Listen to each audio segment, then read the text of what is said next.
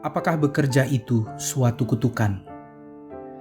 Lalu firman-Nya kepada manusia itu, "Karena engkau mendengarkan perkataan istrimu dan memakan dari buah pohon yang telah kuperintahkan kepadamu, jangan makan daripadanya.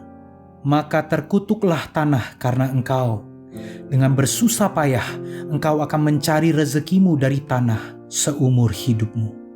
Semak duri dan rumput duri yang akan dihasilkannya bagimu, dan tumbuh-tumbuhan di padang akan menjadi makananmu. Dengan berpeluh engkau akan mencari makananmu sampai engkau kembali lagi menjadi tanah, karena dari situlah engkau diambil, sebab engkau debu dan engkau akan kembali menjadi debu." Kejadian 3 ayat 17 sampai 19. Tidak seorang pun yang harus bekerja. Bekerja adalah sumber dari kesengsaraan di dunia ini. Hampir semua kejahatan berasal dari dunia yang dirancang untuk bekerja. Maka untuk menghentikan kesengsaraan ini, kita harus berhenti bekerja.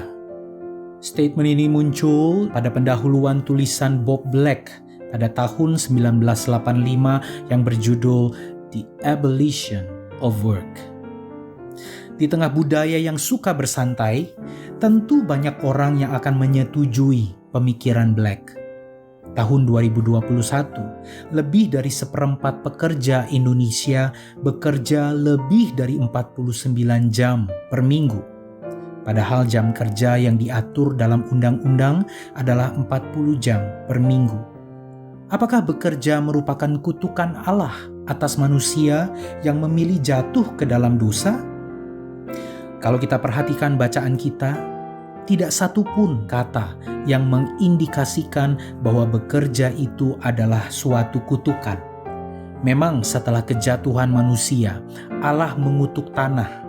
Tapi Allah tidak mengutuk manusia maupun tanggung jawab untuk mengusahakan tanah itu.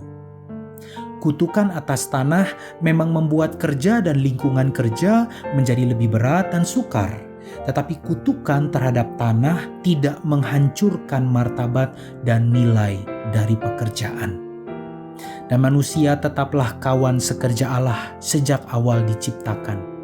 Allah telah memberikan mandat kepada manusia untuk mengusahakan dan memelihara dunia ini, bahkan menguasai dan menaklukkannya.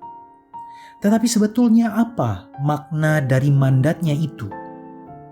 Mengusahakan berarti menumbuhkan dan meningkatkan produktivitas. Memelihara berarti melindungi dari kerusakan atau kemunduran. Menguasai berarti mengelola dan mengambil tanggung jawab.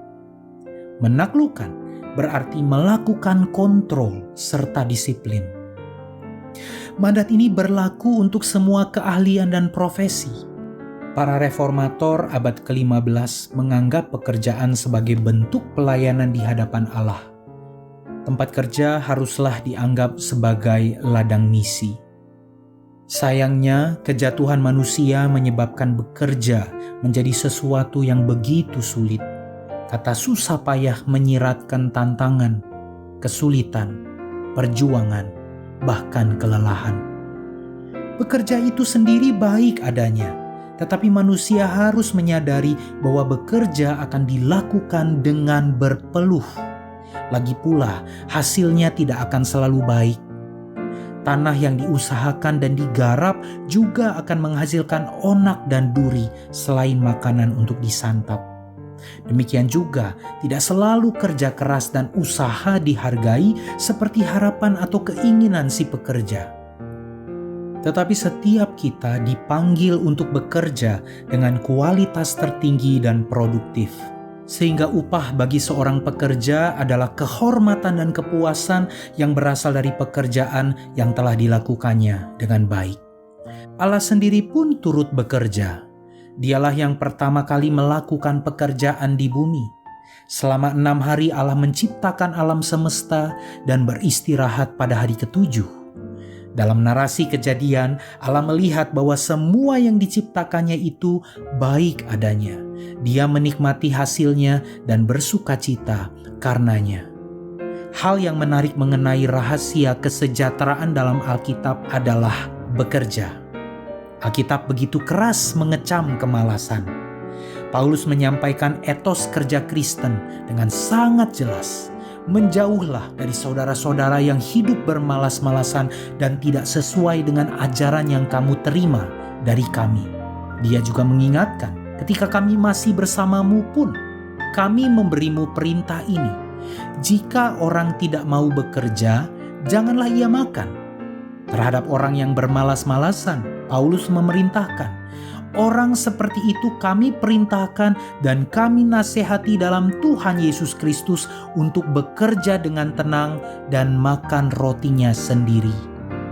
Saudara, meskipun rancangan asli Allah untuk pekerjaan telah dirusak oleh kuasa dosa, suatu hari nanti Allah sendiri yang akan memulihkannya. Saat itu manusia bisa bekerja tanpa disertai kutukan karena dosa. Hingga hari di mana langit yang baru dan bumi yang baru telah tiba, sikap orang Kristen terhadap pekerjaan harus meneladani Yesus yang dengan mantap mengatakan, "Makananku ialah melakukan kehendak Dia yang mengutus aku dan menyelesaikan pekerjaannya." Selamat Hari Buruh. Tuhan memberkati saudara dan pekerjaan saudara.